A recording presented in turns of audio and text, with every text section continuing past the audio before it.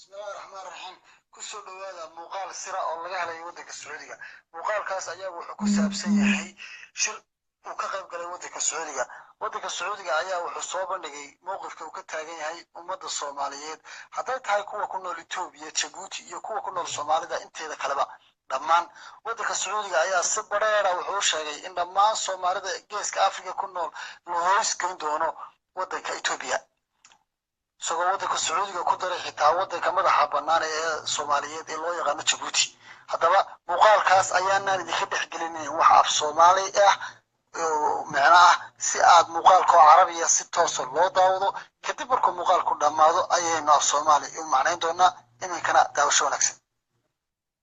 أو يجب أن يكون على شاكلة الدستور الأمريكي الذي وحد أمريكا ومنحها الديمقراطية.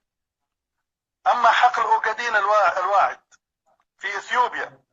فسوف يوحد القرن الأفريقي برئاسة إثيوبيا، وسوف يتم بناء جسر بين القرن الأفريقي والجزيرة العربية، هو جسر النور الذي يربط بين مدينة النور في جيبوتي ومدينة النور في اليمن، وهذا يتطلب عدة أمور. الأول، واحد، تحقيق السلام بين العرب وإسرائيل. اثنين، تغيير النظام السياسي في إيران. ثلاثة، وحدة مجلس التعاون. أربعة، تحقيق السلام في اليمن وإحياء الميناء الحر في عدن، لأن ذلك سوف يحقق التوازن الديمغرافي في العمالة بالخليج. خمسة، إنشاء قوة عربية بمباركة أمريكية وأوروبية لحماية الدول الخليجية والعربية والمحافظة على الاستقرار. ستة، السرعة في إرساء قواعد الديمقراطية لثوابت إسلامية في العالم العربي. سبعة، العمل على إيجاد كردستان الكبرى بالطرق السلمية، لأن ذلك من شأنه أن يخفف من المطامع الإيرانية والتركية والعراقية التي ستقتطع الثلث من كل دولة من هذه الدول لصالح كردستان.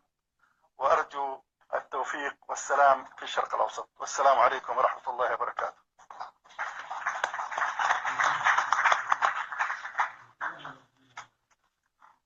Thank you, General.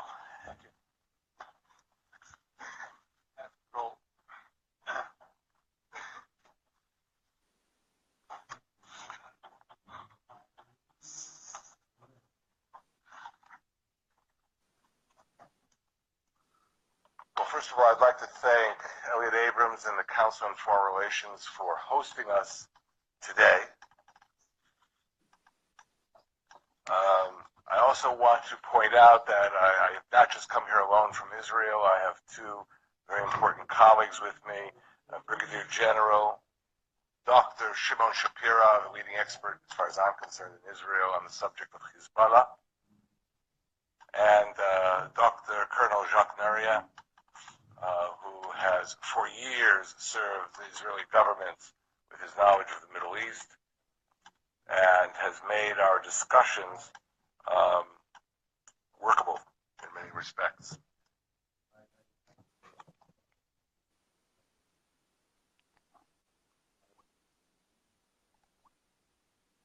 يا نقرأ على هذا طبعا إن شاء الله تعالى برنامج كن هروسي كلتونا هدي إلهي نقسمه كل يوحوها وحنوفها فاهين دونا أو إنلا تشوجو نبوي هنا هذا جامع كاين بل أرتا أقوى كسر دو وحن تعالى برنامج كحوجا أرتا ودقي سنة سوامنا كليب كا إنه صو دقني فرقلنتا محا صوماليا لوجو سمينا يا برنامج حوجا تذكر رحت أنا جي دقي استياش كلامه تعودياش لكن أنا كتعاوني أرسلنا ما تطهي إنتان عجلة وشرح عندك وحي أولها laga hadlayay markii lagu qabtay shirkaasi conference-ka dalka Mareykanka oo ka soo qayb galeen Anwar Ishbi oo ahaa isagu nin generaal waaxiska ama sirdoonka Mareykanka Ingiriis dowladda Saudi Arabia madax ka ahaa kuna jiro waxa uu yaqaan Council of Foreign Affairs-ka ama dadka khubaraha badan aba dowladaha waaweyn ama dowladaha kale waxay sameeyaan raggii ka shaqeeyay ama waaxiska ama ka shaqeeyay doonka ama ka shaqeeyay arrimaha dowladda waxa loo magacaabaa inuu ka noqdo la taliye dhinaca arrimaha dibadda marka intaan taas gelin ka hor oo aanan macnayn ka hor waxaan dadka horta u sheegayaa sida ood ku aragteen maqaalkeedii aad ku aragteen mawduucaba mawduuc ku saabsan yahay faragelinta shisheeye dalka soomaaliya marka faragelinta shisheeye dalka soomaaliya waxaan kala qaadanaa saddex qaybood qaybta koowaad waxa weeyaan faragelintii ay hore ugu hayeen dowladaha yurubiyanka iyo maraykanka soomaaliya oo aan marnaba jeclayn soomaaliya inay noqoto dowlad dadkooda iyo dadkeeda ay isu noqdaan dad isu tegey oo mar walba ay ka shaqaynayeen dadkaasi ay maaragtay ay kala jarjaraan si aanay quud u yeelan waxaad la socotaan dalka kenya in wax lagu daro maahan aan waxba laga jirin dhulkooda ethiopia wax lagu daro maahan dhulkii loo yaqaan abasinia loo yaqaano tigreega iyo xamaarada iska lahaan jireen in wax lagu daro maahan aan waxba laga jirin marka dalka keliya ee la dhibaateeyey ee dhibkaan loo geystay la jarjaro waxaa keliya soomaaliya taana waxaad noo imanaysaa sida maalinta horedii sharxayeyba hadal hore uu sheegay george carson ilaa ninkaasuu ahaa wasiirka arrimaha dibadda ee dalka ingiriiska oo isagu sheegay beri hore markii uu ka hadlayay luqadda ingiriiska hore u sheegayba wuxuu we must put an end to anything which brings about any islamic unity between the sons of the muslims as you have already succeeded in finishing of the caliphate so we must ensure that there will be never arise again unity for the Muslims, whether it be intellectual or cultural unity. معناه وحولي وسيرك خارجية إنجليزكا ولو يقال جورج كورسان كل سنة بقول كوي تونكي إلا يكون سنة بقول كل هاتكي أيوها وسيرك خارجية هرم ونشري وحولي أدان الدولة إنجليزكا نهاي مرة ما بدون إنه شو تج unity كل حدا الدولة الإسلام كها sidii ay hore dhacday baa khalaafidii ka dhacay berigii dowladaha carabta macnaa dhib badan bay noo keenan annaga haddaan nahay dowladaha yurubanka sidaa darteed waan ka taxadaraynaa waxaan isku dayaynaa dowlad kastoo islaama inaan qaybino waxaad la socotaan kurdistaan inay kala qaybiyeen waxaad la socotaan inay soomaaliya kala qaybiyeen waxaad la socotaan in bakistan iyo xataa indiya iyo lakala qaybiyey dowlad dadkii islaamka kala deganaa waxaasoo dhan waxa weye markaa quwaddii islaamka in la xaqo weliba wada taqaanaan oo dowladda ingiriiska waxaa samaynaysay bari dhaweyto oo doonayeen inay ka wareegaan ay ka go'aan scotlandka waxa ay sameynayaan maqlayseen oo ay ka hadlayeen idaacadaha wax walba oo lahayn waxa dadku qiimo ku leeyihiin markay walaaloobaan isu tagaan kala go'a iyo xuquuqka faa'iidona ma laha waxaan kula talinaa walaalaha scotland inaan dalka ingiriiska go'in marka iyaga laftoodu waxay doonayaan dhulkooda inuu ahaa dhul isku yaalla laakiin dhulkii soomaaliya waxay jecel yihiin inay saa u kala jiraan qaybta labaad kalena waxa weeyaan waa qaybtan kale ee dhulkan ay qaadatay kenya ee la siiyey kii Ethiopia oo marna la siiyey qaybtii koowaad la siiyey 1900 la siiyey 14 dhulka loo yaqaano Soomaaliya ogaadeen agreementkoodana ama heshiiskooda la saxay 1884 qaybtii kalena waa qaybtii kale ahayd 1954 markii la bixiyey dhulka loo yaqaano hawdka oo ay ku jiraan gaashaamo iyo dhagax buur iyo irjiye ilaa meelahaas marka labadaas qaybood horta waa labada cadow aan hore ognahay oo cadowna waa cadowgii ingiriiska iyo faransiiska iyo yurubiyanka weliba faransiiska aad la socotaan inuu jabuuti markiisa hore qaatay hadda wax kusoo kordhay labada cadow inaga hore weyn oo soomaaliya labada cadow ay ka tageen ethiopia kenya ay gaar ahaayeen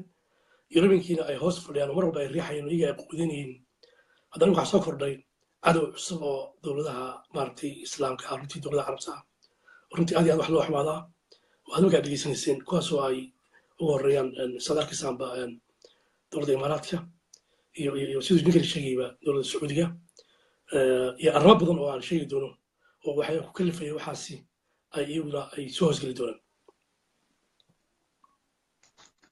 aad iyo aad baad umahadsan tahay aqoon-yahaan jaamac kahin dabcan in yar waxay dadkuna inaga codsanayaan kulle xaggayga waan ka dallacay xitaa telefoonka waan ka dallacay volumekiisa adoo naga raaliya inaad xaggaad volumeka telefoonkan aad in yar yara dallacatid ama aad codka kor noogu yara qaadid taa waa si guud baad noogu guud martay horta cadaawadda soomaaliya ee dhibaatada lagu hayo marka bal su-aasheeda koowaad waxay tahay oo ajenduuna caawa ku saabsan yahay maxaa soomaaliya faragelinta loogu samaynaya cabdisalaano soomaaliya waxaa faragelinta lagu samaynaya waxa weeye horta qaybta koowaadi waa marka hore oo saan markii hore u sheegayba dowladahan Europeanku aanay marnaba jeclaysan in dowlad Soomaaliyeed quwad la helo taasoo ka dambeysay dagaalkii bariga uu galay Axmed Gurey barigii hore qarniyo hore ka hor oo ku jabiyay dowladdii loo yaqaanay Abyssinia oo bariga loo yaqaanay Abyssinia oo kala ahayd maxaa la dhahaa Tigreega iyo Axmaarada oo loo yaqaanay Abyssinia jabitaanka bariga jabiyey ayaa markaa waxay keentay markaa in mar walba iyagu caawiyaan oo ay dowlad tagnaadaan oo marnaba aan dowlad Soomaaliyeed oo adag leeyin takale meesha taalla dowladaha imika soo koray carabta matalato khaliijka waan la soconay taariikhda waa taariikh hore dhacday way wax cusub maaha 1973 markii dowladda Soomaaliya ay jabisay maxaa la dhahaa dowladda Itoobiya jabisay dadkii ay isku hadleynayeen waxa dowladaha carabta barigaasi oo ay ka hadleen inay iyagu ay caawiyaan oo ay garab taagnaadeen marka bariga waxa soo baxay jallaafo badan oo dowladaha carabta bariga ka imaneysay in markii dowladda Soomaaliya dagaalka gashay aan si la doonay loo caawino aan laga siibtay ayagoo markaa qaarba hadallo gaar ah ku hadlayaan yamantuna ay la safartay Itoobiya ay lafteedu waxa way aragtay mucaawino oo badan oo laga helay oo ayna jirin meeshii ay Mareykanka iyo Ruushka iyo dowladihii kala dhumay ay Itoobiya caawinayeen waqtiga 1973 inta ka dambeysay iyo qoryaha u dhaxaysayba waxaa jiray markaa shirkado baaritaan badan ku waday Soomaaliya oo dhinaca batroolka ah marka shirkadahaasi batroolka ah ee baariyay Soomaaliya markaas waxa soo baxay hadallo badan oo odhanaya dowladaha khaliijku raalli kama aha in Soomaaliya u soo baxo batrool marka aan hore u arkaynay in badan soo dhacay oo marba loogu yeedhiyay dowladaha khaliijku la kulmayay oo carqaladeyn ay ku hayeen marka dowladahaas sababtuna ay ahayd Soomaaliya meesha ku taalo meel very good strategy aad wanaagsan marka strategigaas markaasi isaga ah wuxuu markaa sababay in magaranaysaay haddii hadhow ay Soomaaliya batrool ka hesho oo loo arkay inuu yahay batrool ku teelsan badda iyo dhulka labadaba jira iyo meesha ku taalo meel istaraatiiji ah oo bad dheer oo ilaa 3,300 kilomitir ah isla markaana afka ku haysta meesha loo yaqaan Bab-Mandeb ee marinka laga galo badda cas markii geli laga baxayo dhinaca Suez Canal haddii hadhow ay Soomaaliya ku guuleysto inay batrool ka hesho ay dhaqaalo badan yeelato hadhow in markaa laga kaaftoomi doono dowlad badan oo markaa soo saari jiray batroolka iyaguna ay ka dhow yihiin oo istaraatiiji ahaanna ay baddii casayd iyo bidii qashankiiba haystaan saasay markaa iyagu ay ugu dagaalayeen mar walba takalabada ku jirta meesha waxa weeye waxaan la soconnaa in dowladda khaasatan imaaraadka loo sheegay muddo adigu ilaa ku siman kolle waqti hadda iga maqayahay ma hubo ma 100 sano ma 200 sano ee loo sheegay in waqtiga markay gaaraan batroolkooda uu dhammaan doono marka imaaraadku waxay aad iyo aad markaa iminka ay xoog lugta u saarayaan oo ay meelaha kala horreeyaan oo ay xoog faragelinta Soomaaliya ugu wadaan waxa weeyaan waxay og yihiin in garanaysaay haddii ay Soomaaliya ay waqti waddan degan noqoto oo dowlad fiican ay hesho oo la soo baxdo batroolkeeda iyo waxeeda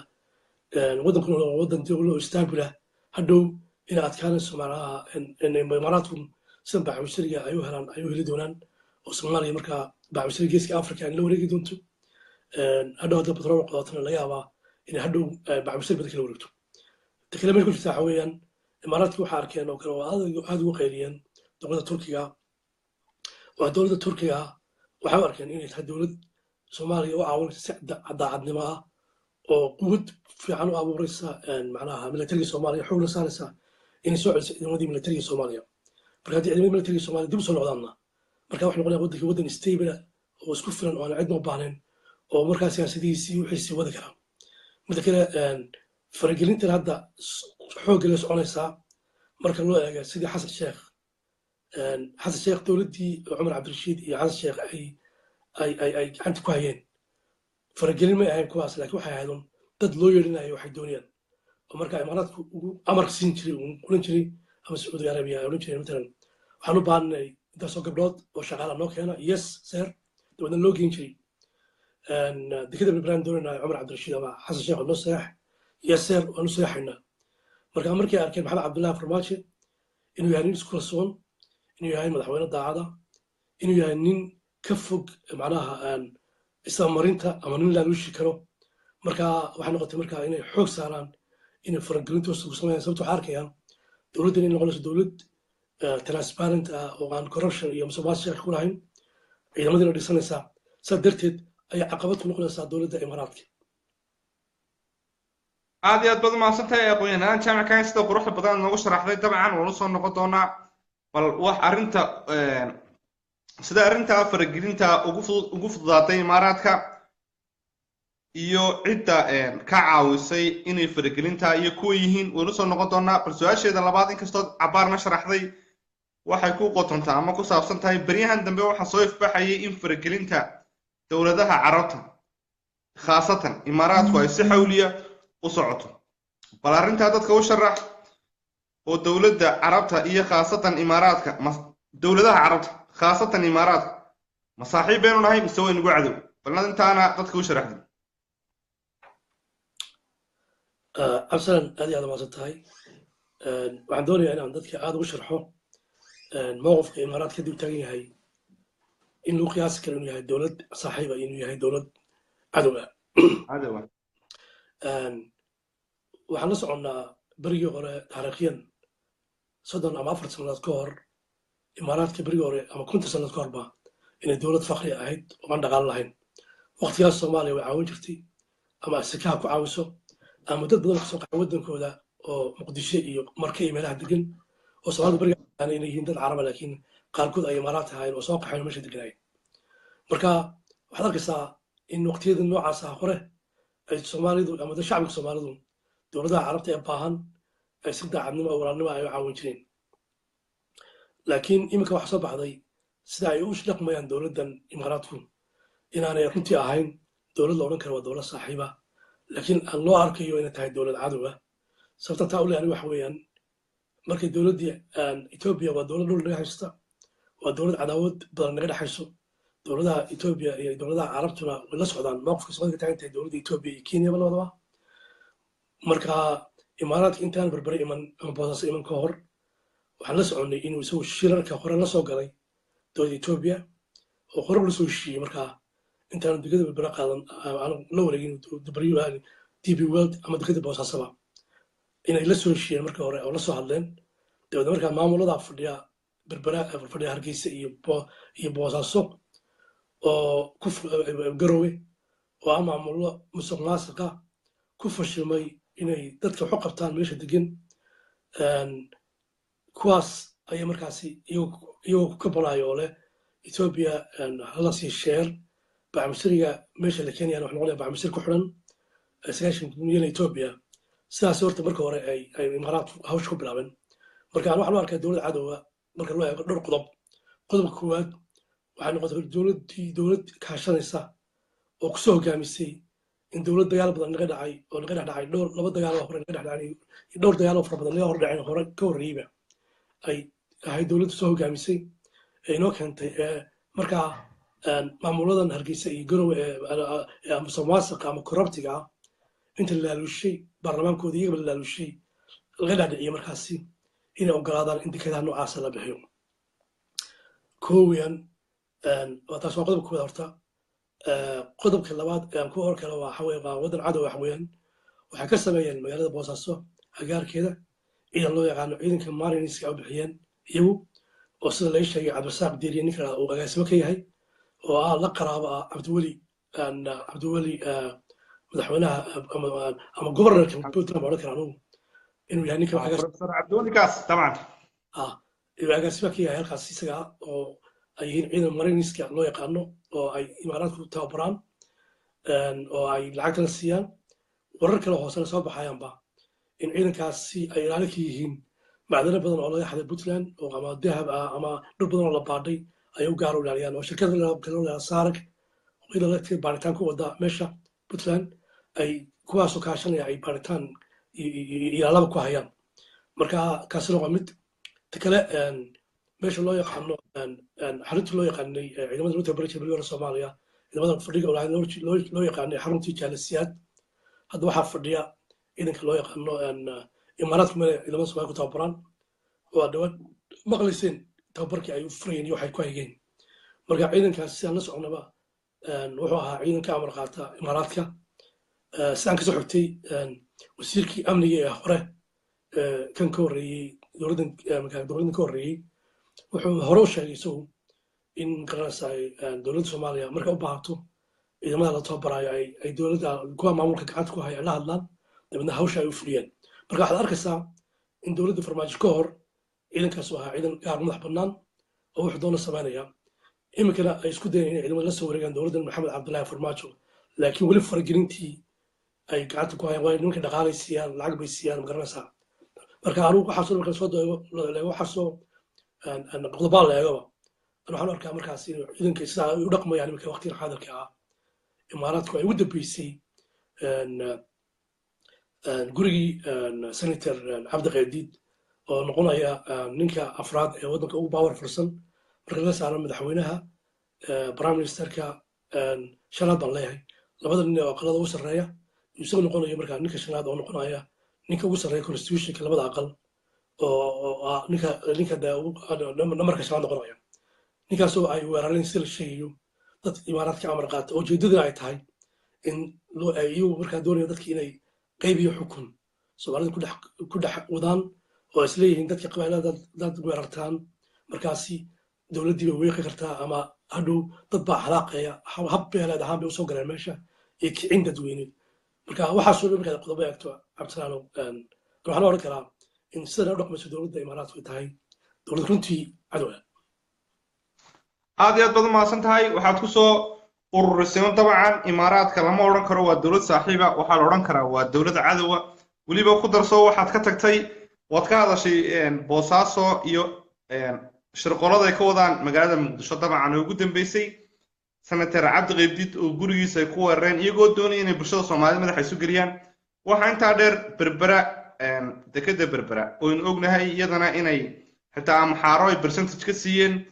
iyo sidoo kale saldhig military oo ay halkaa iyadana inkastoo aan maalmahan dambe maqlayo in hawshaa dib loogu noqonayo oo iyaduna dhibaato fara badan inoo soo jiidi karta dabcan bal waxaasoo dhan waa dhibaatooyinka inoo geysanayaan imaaraadku waxaan jeclaan lahaa inaan su-aalku weydiiyo sideebay ugu fududaatay ama yaa u sababa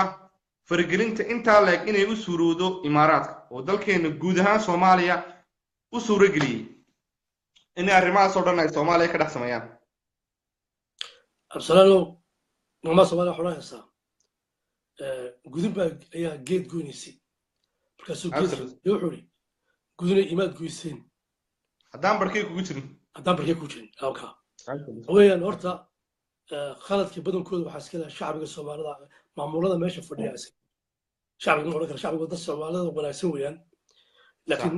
iyo kuwa la khalday baan odhan karaa arrinta ka fog ee beenta ku nool waxa weeyaan maamulada meesha fadhiya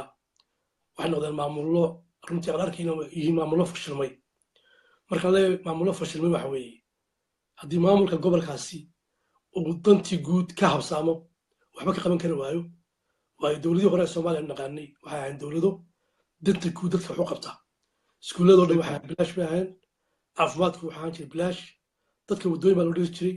dadka bariijaa loo dhisi jiray dadka Somali Airlines diyaarada dowladdu lahayd baa jiri jiray waxaasoo dhan dadku markay doonayaan bacmushriyada inay ka qaataan bangiyada ka qaataan lacag kuwa arlayaasha matalan Hargeysa ama Boosaaso ama Muqdisho kala wadi kartaa nimanka arlayaasha ay bariga jiri jiray ninka doonaya markuu qaato doonaya bangiga inuu lacag ka qaato amaha waa la siin jiray 20 kun la maahin jiray hadhow soo bacmushriyiis ugu sokeeyo waxaas oo dhan meesha absalaano ma jiraan maamulada markaan sheegay ka mid tahay maamulka Somaliland ama qoladan Puntland fadhida ama kuwa kale ka soo kacayaba waxay isku mashquuliyeen in iyagu ay qolo walba abuurto kaliya konton wasiir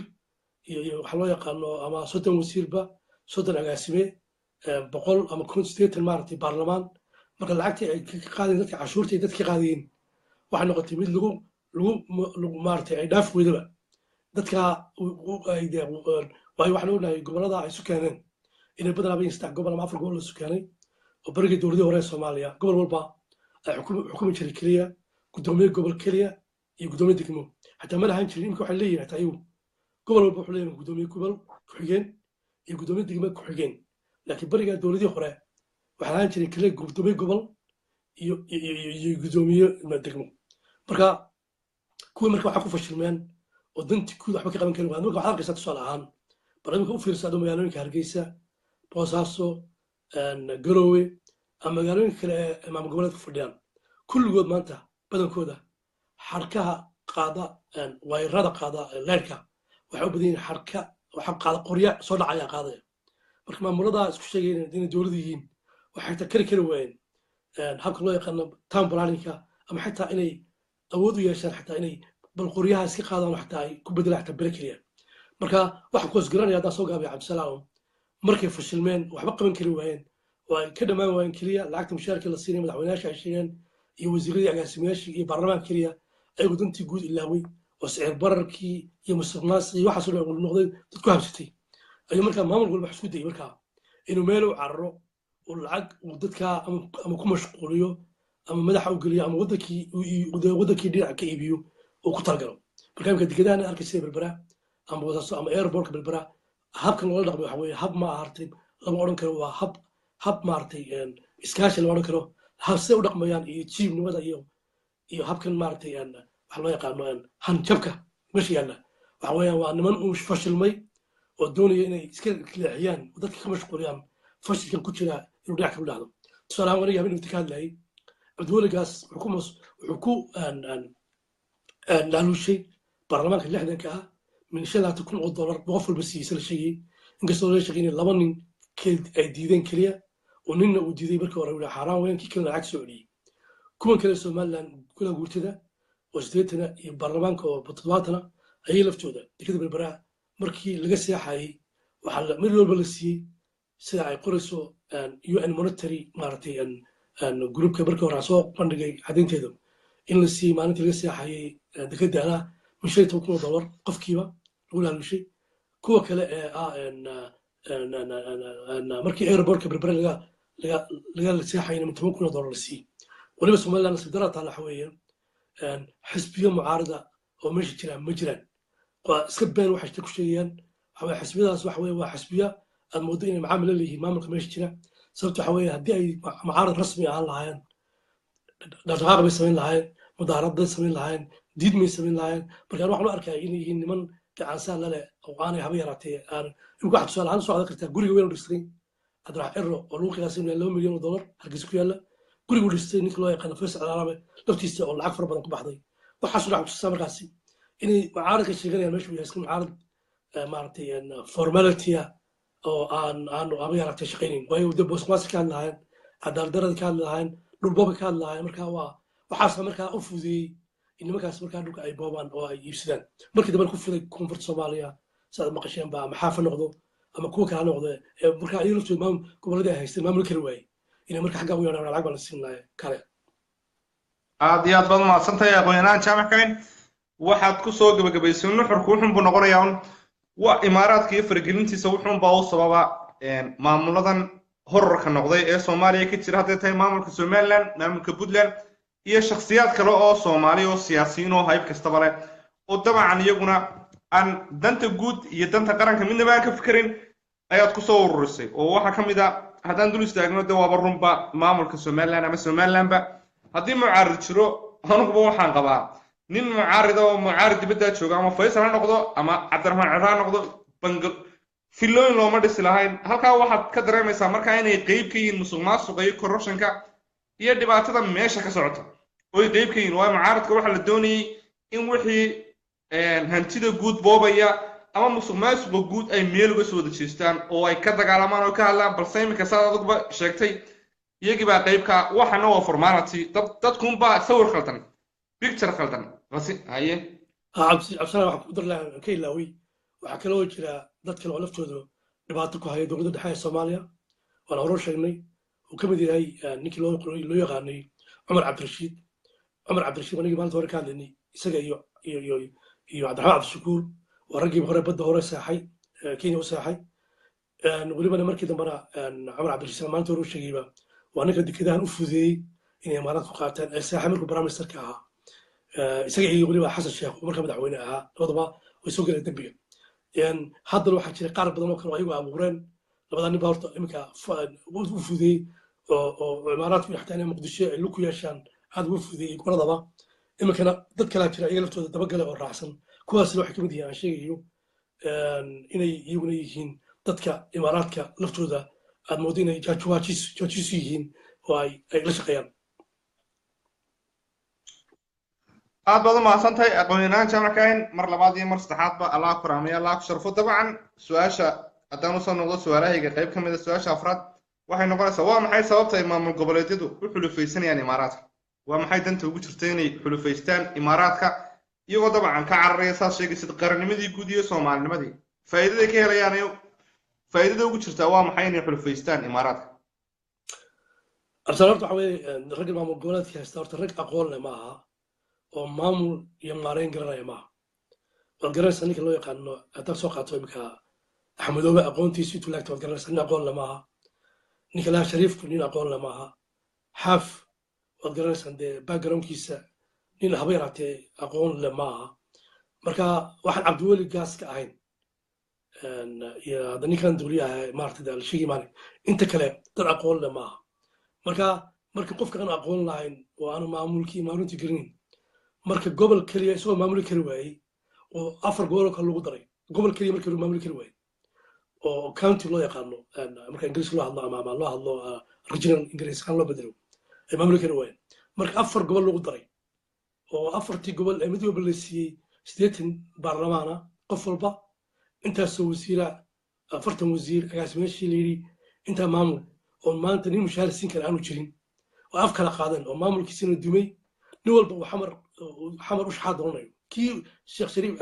shariif xasan mar walba markuu bil joogo xamar u cararayo oo lagu leeyahay xafiiska fadhiisto xaafna uu xamar taagan yahay kuwa kalena ay la mid yihiin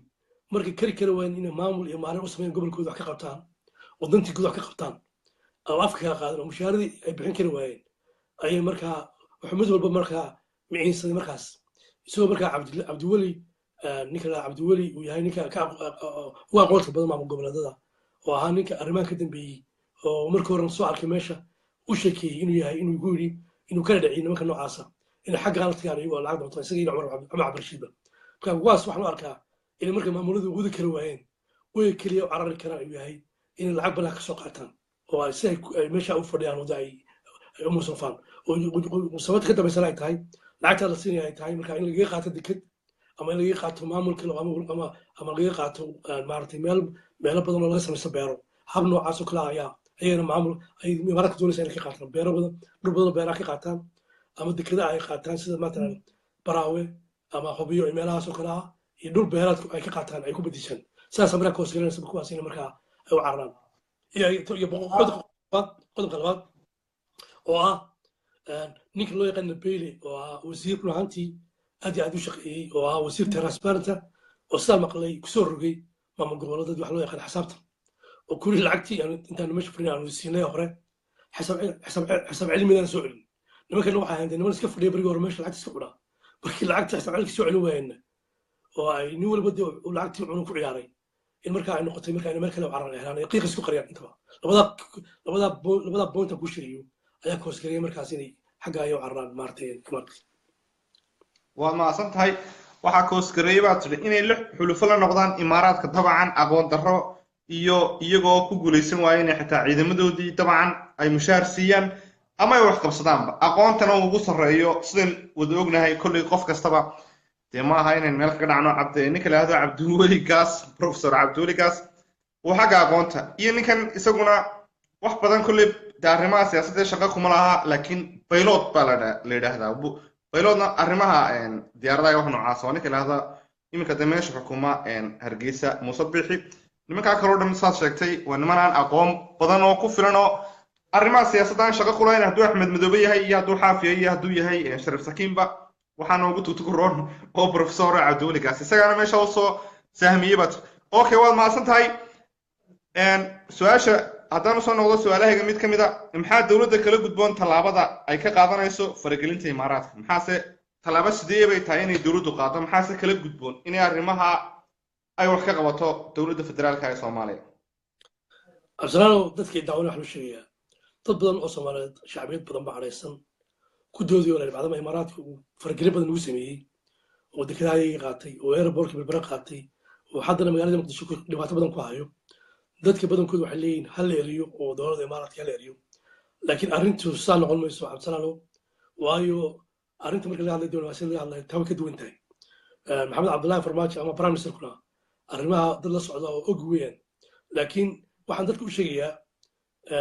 marka laga hadlayo diblomaasiyad laga hadlayo inay ka duwan tahay dadka shacabka si u fakerayaan waxa weeyaan in tusaale ku soo qaato dagaalkii 77kii aan galnay oo Ethiopia ka adkaanay barigii hore military ahaan Ethiopia uga adkaanay laakiin siyaasad ahaan ayaa dowladda militariga markaasi waxay 7 casho ku eriday ruushkii markaa fadhiyey Soomaaliya dadka badankooda waxay leeyihiin bariga ruushka aan la eri lahayn iska joogi lahaa oo markaa calaaqaadkii ruushka la iska wadi lahaa laga aamusi lahaa ruushku uma sooday markaasi Ethiopia marka caradii markaa ruushka laga caroodo Ethiopia tii barigaasi ayaa jabisay markaa ciidamadii militariga ah bariga Soomaalida ah marka waxaan odhan karnaa dagaalkii 77kii aan ku adkaanay xagga ciidanka militariga laakiin siyaasad ahaan ayaa lanaga adkaaday saa darteed ayaan waxaan leeyahay inkastoo political science ama cilmiga siyaasadda bartay maxamed cabdullaahi farmaajo oo iyo xasan cali khayr oo digrii hore ku qaatay salmaanto hore sheegayba oo ay og yihiin rag dhibaatadan ay imaaraadku wadaan aad ula socda waxay ku kalifaysaa inaanay markiiba eri karaynin safiirka imaaraadka dowladda imaaraadka aanay cilaaqa ku jari karayn sababta waxaa weeye marka aad isku filan tahay oo shacbigaaga ay ku kalsoon yihiin oo ciidamada dhisan yihiin oo waddan isku filan aad tahay oo aan cadow kale lahayn oo gudaha ay waddanka yahay waddan isku dhisan wad qaadi karta tallaabada noocaas oo kale ah iminka laakiin waxa weeyaan maamul goboleedyada arkaysaa inay maaragtay dowladdii ay dhibaato ku hayaan dad badan oo gudaha ku jira arkaysaa in loo adeegsanayo jawaasiis ahaan ama basaasiin iyagoo ku jira baarlamaanka ay imaaraadku yihiin qaarkood ba arkaysa in loo dhacayo la xidhay marka marxaladdu marka caynkaa tahay xisaabta imanaysa waxa weeye haddii qofku weyno markaa xisaabtamo xisaabta laga hadlaya waxa weeye haddii dowladda imaaraadka iminka la eriyo maxaa soo baxaya markaa weyn haddii dowladda imaaraadka markaa la eriyo waxa weeyaan hadhow dhabarjabin bay bilaabaysaa Ethiopia ku hubeynaysaa oo ay xaggaa u wareegaysaa kuwan kale maamul goboleedka iminka u yeelaysay imaaraadka u yeelaysaa waddankooda hub iyo dhar iyo waxbay siinaysaa iyo lacag badan bay siinaysaa khaaquulkii iyo dhibkii meesha kuu sii wadaysaa marka dowladdu iyadoo dhibkaa arkaysa intuu leeyahay yaa waxaan anigu u arkay keliya inay isleeyihiin intaad dariina ka gaaraysaan idima dhisanaysaan balse ay u baslin lahaydeen ama aad u farsamayn lahaydeen wada hawshiina wada madaxweynaha 2 jeer uu tegey imaaraadka waxaan maqlay 2 jeer buu kala hadlay inay faragelinta dhaafaan laakiin weli way sii wadaan hase yeeshee kulli anigu waxaan u qaatay keliya inay tahay inay arrinta noocaasa ay hab farsamo diblomaasi ha ku wadaan bal inta ay maaragtay dalwada gaadheen aad iyo aad baad umahadsantahay waxa weeyaan taa micnaheedu sidii xeegan u noqon lahayd dilkana u kala nabadgal lahayn bay Soomaalitada dabcan dowladdu way arkaysaa in imaaraadku maanta mushkilad inagu hayo balse arrimahaas sheegtay oo dhan oo jiro waqtigan xaadirka dabcan hab diblomaasi in ay kaga baxdo ayaa qurux badan saaduguna soo jeedisay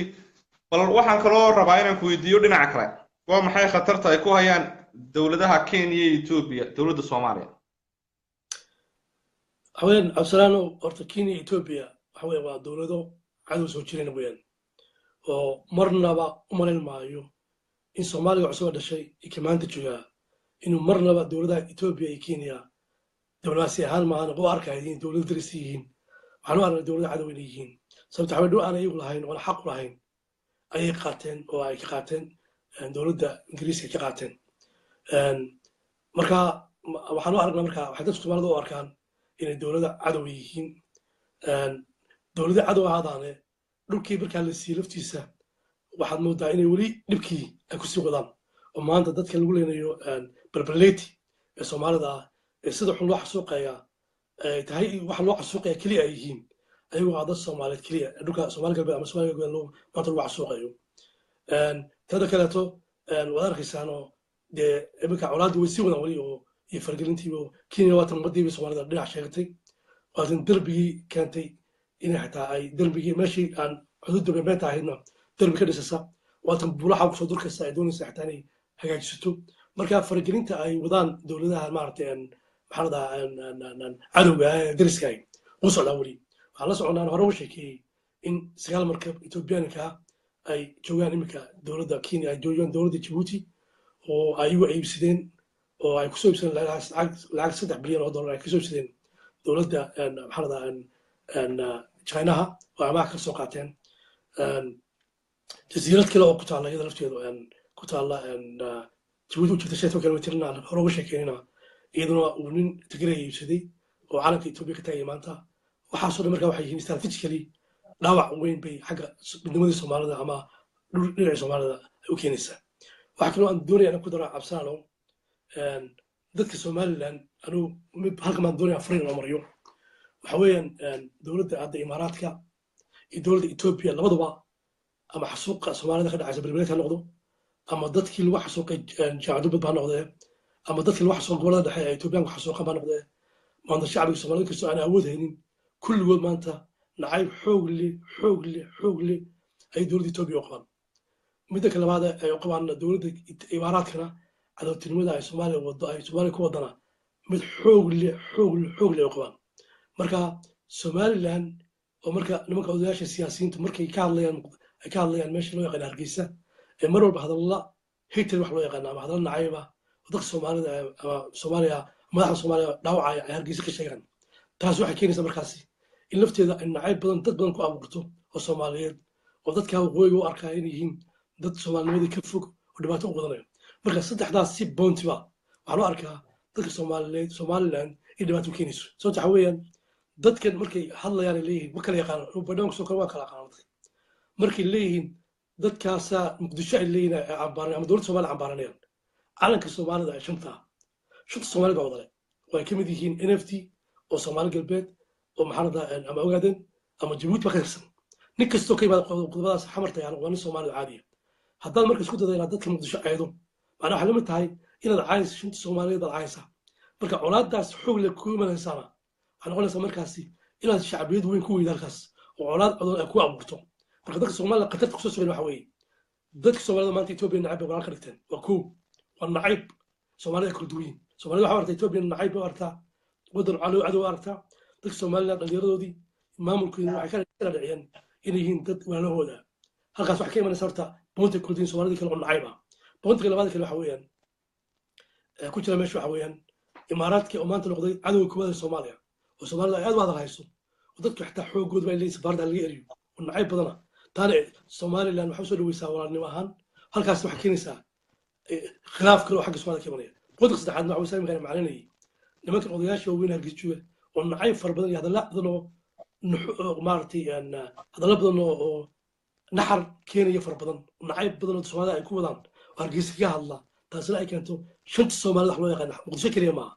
shanta soomaaliyeed qofka degan oo dhami inuu nacayb u qaado dadka waqooyiga soomaaliya saddexdaa qodobba waxaan leeyahay waxay keenaysaa saddexdaa nacayb ee soomaaliya ay u nacayb yihiinba ayaguna waxay u arkaan walaalnimo marka taas waxay keenaysaa dhib badan oo saddexdaa qodob leeyahay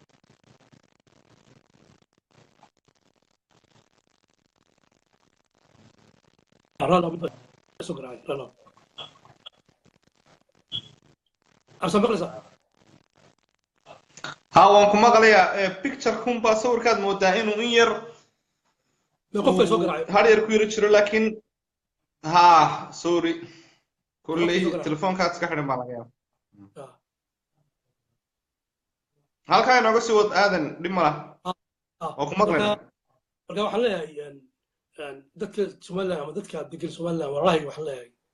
arrimaha nimanka odayaasha waaweyn ay ku hadlayaan ama nacaybka ay abuurayaan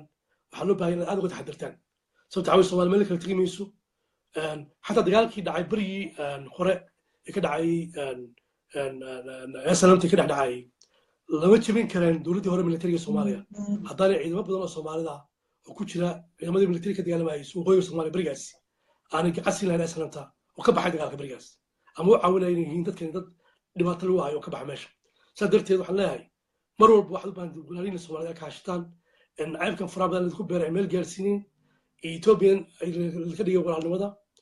iyo imaaraadkan walaalada laga dhigay labadaba dhib bay keenaysaa qodob kale aan dadka u sheegay waxa weeye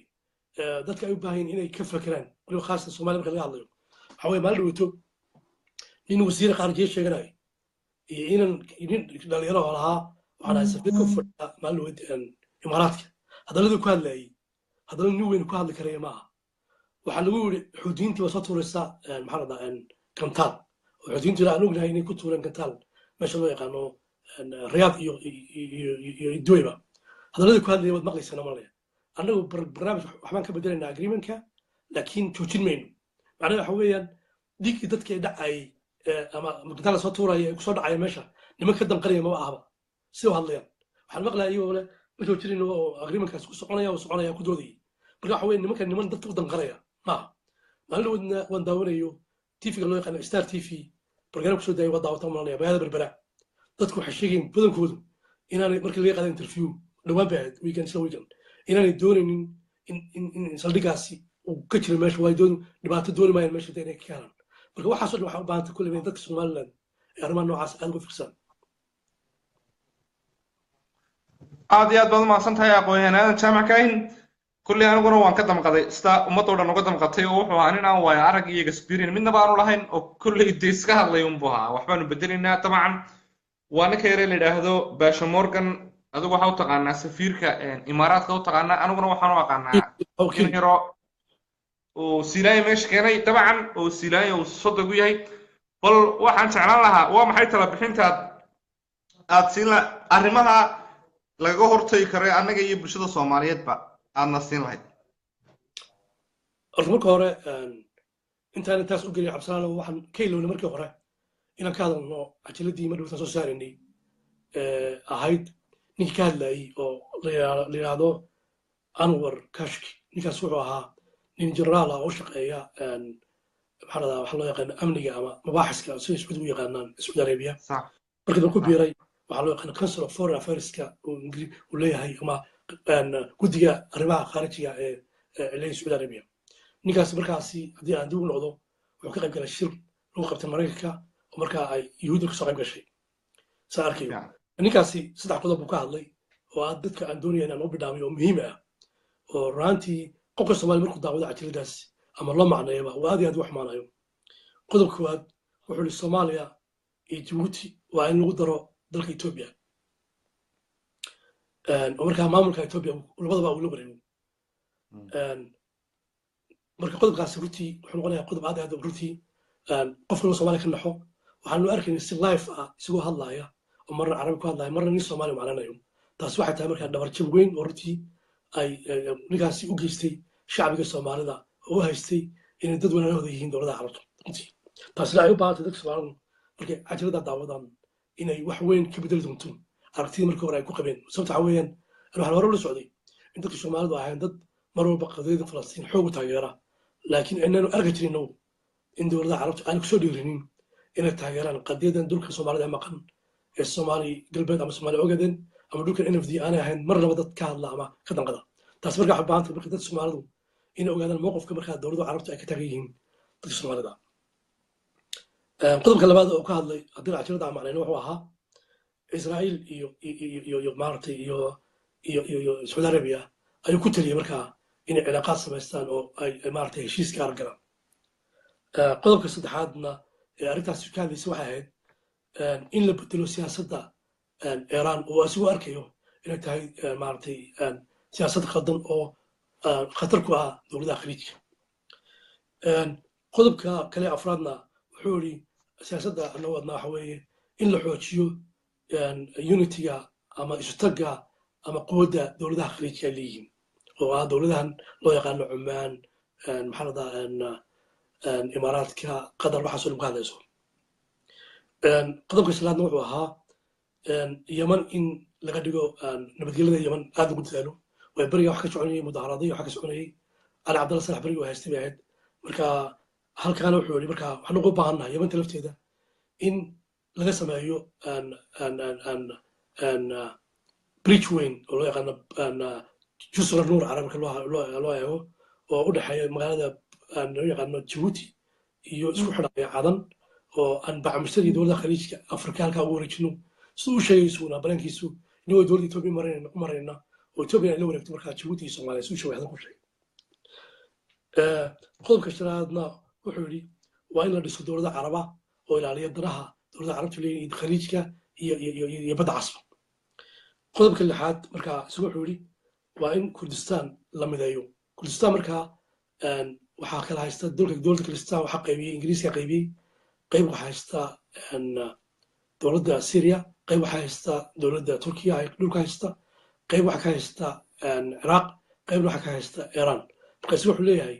waa in kuwaa laisu keeno dowladaha maraykanka ay ka shaqeeyaan si laisu keeni lahaa isu ujeedo kale waxa weye si ugu xumeeyo markaasi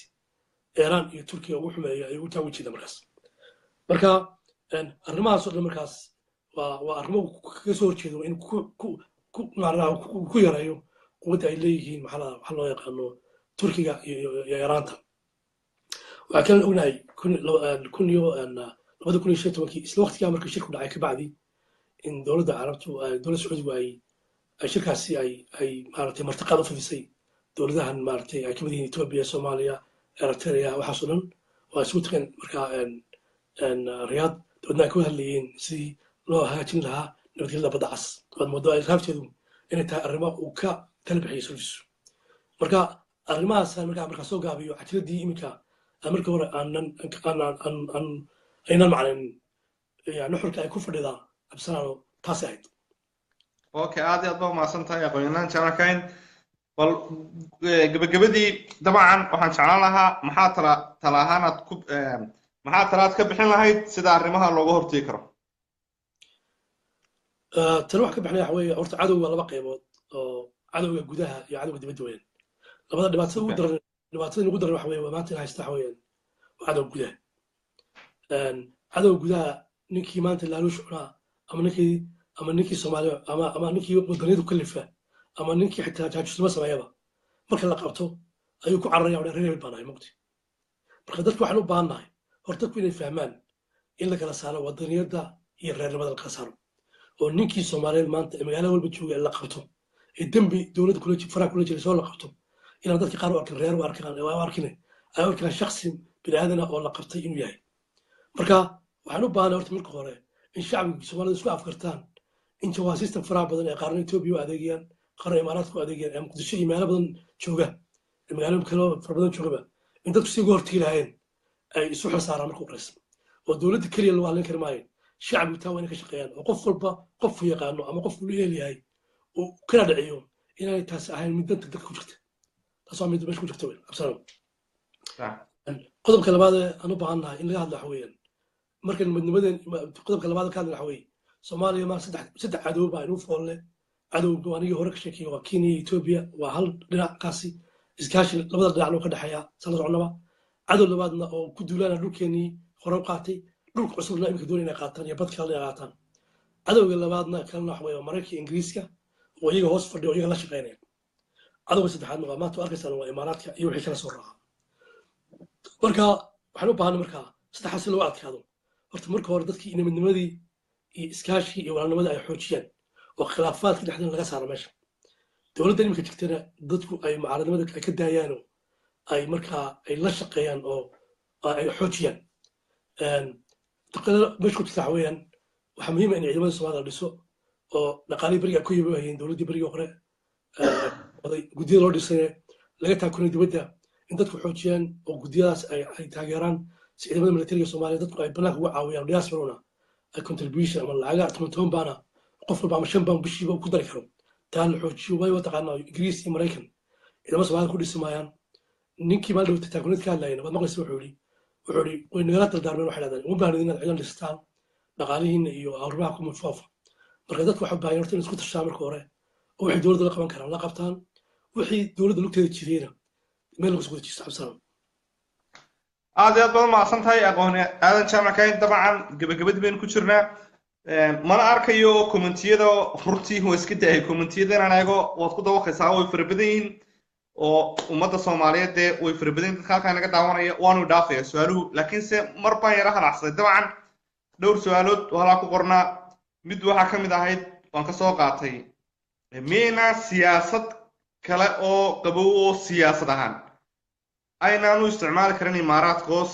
hab siyaasadeed aynaan isaga celin karin maadaama ay dee cadow baynugu yihiin taasu waa su-aal yaase cadowga inoo jebiyey baan halkaa iyana ka dhex arkayaa bal labadaa su-aalood baan kusoo gabagabaynayna insha allahu tacaala cabdisalaan waxa weeyaan bishii march sanadkan 2019 bishii march inay ahayd malaya bishu mise talow ahmee julaay bay ahayd malaya ayaa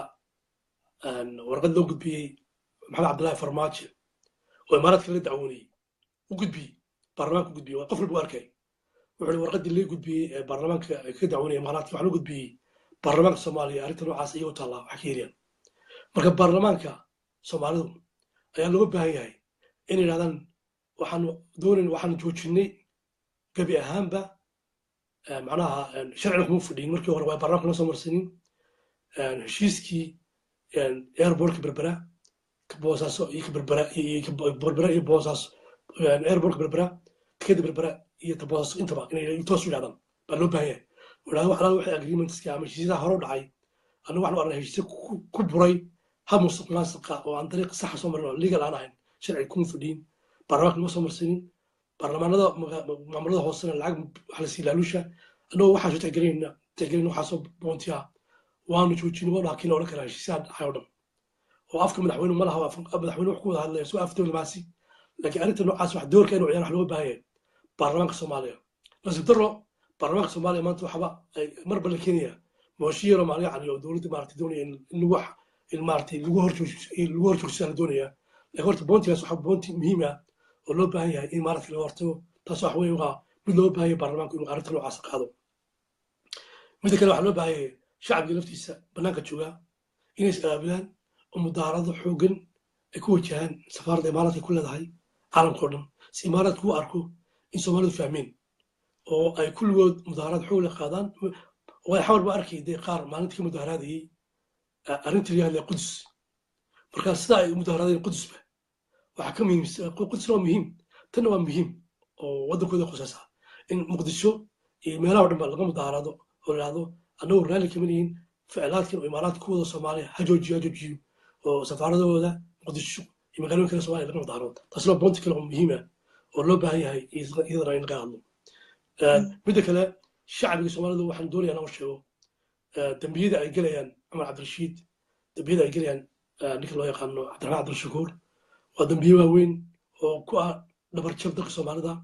oo loo yaqaano khaayin waddan wax loo yaqaano weyn marka dadka noocaasa ama dadka ku caawinaya iyaga beel ahaan waxaan u sheegayaa dadka noocaasa inay yihiin runaantii niman waddanka usoo tafaxaytay inay ama waddanka dowladda imaaraadka iibiyaan ama kenya ka iibiyaan dadka noocaas marka waxaan u baahannahay dadka inay wada soo wajeestaan ama kuwa reer ahaan ama beel ahaan ku taageersan noqdaan ama kuwa kalena baa noqdaan in nimankaas ay yihiin niman qaran jabis ah oo qaran dumis ah oo loo baahan yahay in laga soo horjeesto oo la qabto ummadda ilaah laga qabto aad iyo aad baa umahadsan tahay guntiga gabagabadii dabcan waynu insha allahu tacaala allah raxmaanka ummadda soomaaliyeed ha fahansiiya xaqa iyo wanaagooda iyo sharaftooda maxaad ka leedahay aqoon-yahanaan jaamac kaahin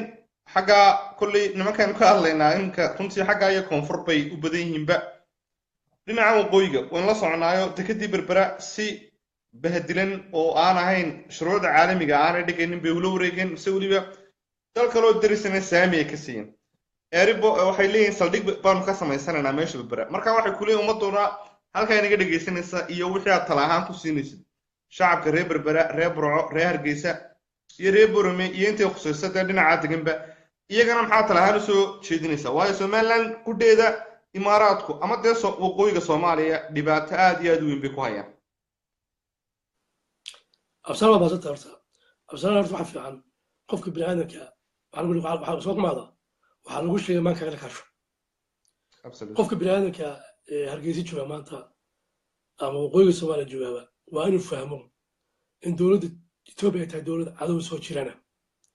marka markuu imaaraadka intuu wareego walaa 19% baan siiya boqolkiiba 19 baan siiya etoobiya oo waddo yar baan dhisaya oo ku taalla berbera ilaa iyo wajaale oo waddada la dhisay laamigina ay la imanayso wax loo yaqaano pollution ama xasaar loo yaqaano macnaa qiiq fara badan oo ka baxaya gawaadhida ama taraleer ka baxaya oo xitaa ummadda ilaahay kansar ku abuuri kara gawaadhi maras meesha ku maraysa ayaan marsiinna wadda boqolkiiba 19 etoobiyaan siiyey caqliga saliimka wuu garanayaa horta in meeshaas ka dhacay khalad weyn dekeda kale lafteeda boosaso inkastoo wararkii aanan weli haynin laakiin sida dee gabadhii maalintii ka hadlaysay safiya yaasiin baa sheegaysa ama aniga lafteeda hore usoo maqlayba inkastoo aan agreementka laftiisa la keenin waxaa la leeyahay iyaga laftooda 24 ama ka badan bay ku leeyihiin dekeda berbera dekeda boosaasan leeyahay xabashidu labadaa marka la eego airportka berbera ee la siiyey imaaraadkana maanta gantaalkii maxaa la dhahaa xoutiyiintu u diyaar yahay inuu kusoo dhaco berbera ya oo ay sheegeenba horena u sheegeen oo markuu soo dhaco berbera kusoo dhaco ama hargeysa ama boos ama soomaaliya kusoo dhacba dad soomaalida masaakiina uu ku dhacayo labadaas horta inay laba qalad ay yihiin oo waxay ku ibsadeen airportka berbera wanigii sheegi lahaa saddex ku bay ku karayeen sanadkiiba gabiisa oo ay qortay shirkada ay qoran caalamkuna dee intii beri hore laga qaadan jiray berbera airportkii waad garanaysaa 40 milyan baa laga qaadan jiray 70 milyan wax ka badan 60 milyan oo dollar ay sanadkiiba ka kareeyeen maxarada oo ah macnaha cheap waa lacag aad u jaban weyn intay ku kareeyeen soo garmaysid dhiiggaas lacagtaa jabanba ayay markaa weliba doonayaan inay ku adkaystaan ku hadlaa weliba in gantaalkaas soo dhacaya aan damba ka lahayn dadku dhacaya marka odhan lahaa shacbiga hargeysa maanta waxaa ku jiraan xabsi maanta ma laha journalistayaasha hargeysa jooga la xidhaa dabcas waa la xidhay maalinta ninkii hadlayay cordool waa maqlaysa wax ku hadlaya nin walbu daawanay ilaha xorriyadda qodob baan baahannahay inaanu hadallaan doonayna askar baana dabagelaysa soo garamaysid sanadkii 2017kii buu ahaa baan malaya in la sheegay 30 journalistayaal baa hargeysa lagu xidhay keligeed maanta saxaafaddooda waxta marka eegto nin xor u hadli kara ma jiro qofka biniaadamka markuu xorriyad waayna qof jira maaha waxaa leeyahay war meesha wax ku jirtaan qafis ba ku jirtaan walada haystaa waa is xoreeya oo journalistayaasha horta waxa weeyaan saxaafaddii xor kama tihiin walada qabanaya kii hadla airportkii waa arkaysaana maanta dee cadow lagu soo gaabiyey ma hadli kartaan dekadii ma hadli kartaan ganacsatadii shuyuukhdii waddankaada jirtayna bacbisir bay galaan oo ninan danka ma laha marka waxaa leeyahay war dadka iyo danta haloo naxalaya danta iyo dadka haloo naxo sida lagu jiro dadka halkaa joogo isu dhaama aad iyo aad baa umahadsan tahay aqoon-yahanada jaamackan kolley waynu soo gebagabaynaynaa waad mahadsan tahay haddii aad wax in kale hor ku dari karaysidna wax su-aaloo dambe halkan kuguma hayo insha allahu tacaala guntiga gebagabadii maxaad barnaamij kusoo gebagabaynaysaa adigu dhinacaaga inoo soo gebagabay waxaan kusoo gebagabaynaya wax weeyaan dhammaan soomaaliya waxaan u sheegayaa from laas caseer ilaa iyo laas kambuni intaynaas oo dhami cadowga saddex cadow nagu socdaa saddex cadowna koonfur iska celin karto waqooyina iska celin karo waxaanu iska celin karnaa keliya inuu soo duqan qolo walbana dhinac baa loo farageliyey oo faragelintu dhinaca ku socon jirto waad arkaysaa iminka aniga aan ka hadlay hargeysa aan boose ka hadlay ama muqdisho ka hadlay maalin lagu weeraray ninkii loo yaqaanay